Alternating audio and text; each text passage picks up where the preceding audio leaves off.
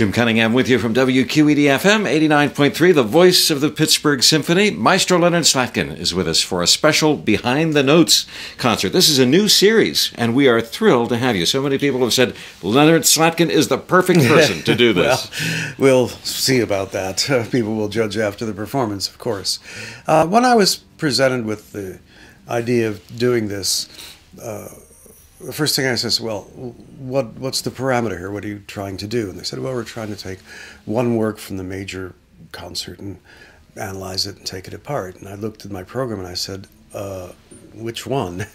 They said, well, Bolero. And I said, I can't really fill an hour and 45 minutes with just the Bolero. And I said, well, what do you think you could do? So I thought about it for a few weeks and came up with the idea of looking at two aspects of music that would make it interesting.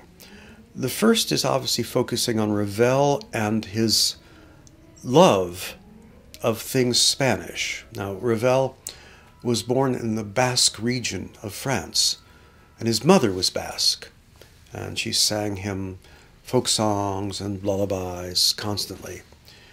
And from this, Ravel created many, many works of Spanish influence, including a couple we'll play on this program, the Pavane for a Dead Princess, the Alborada del Grazioso, the Bolero, but also an opera called Little Espagnol, various and other short pieces, Rhapsody Espagnol, which we'll play on this concert. And surprisingly, Ravel himself never traveled to Spain. He never went. He was close where he was born, but never went.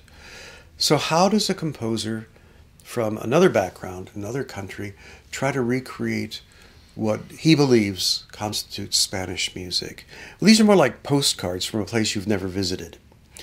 And in order to understand it, I thought it might be interesting to have a few pieces where we explored the same concept that Ravel did, but viewed from other composers. For example, with the Ravel Pavane for a Dead Princess, we're also going to hear three other pavanes anyway.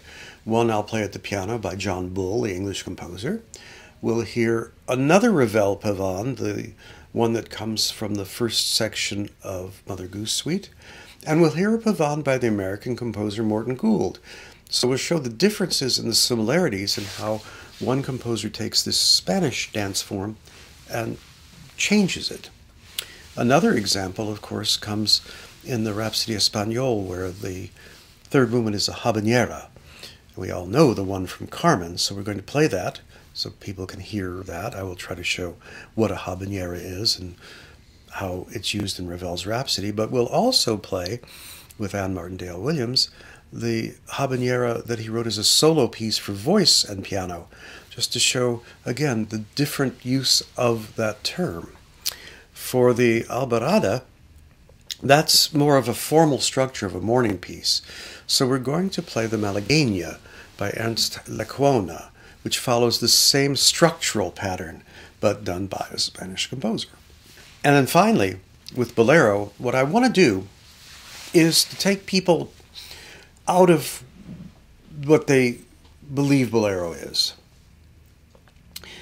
I want to show them the structure of the piece, to show them the elements that go on. People say, okay, we know there's a snare drum in there, and we don't know how he plays that long in that way for 17 minutes.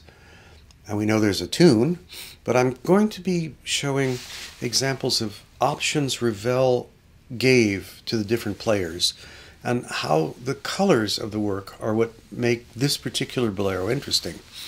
Well, a program of delicious music and designed to bring people in. Right. What a wonderful thing. Yeah, we hope so. We hope to see families can come to this one. Audiences that want to know a little more about how music is put together, how it's made, perhaps see the orchestra in a different way. It should be a lot of fun. I'm looking forward to it.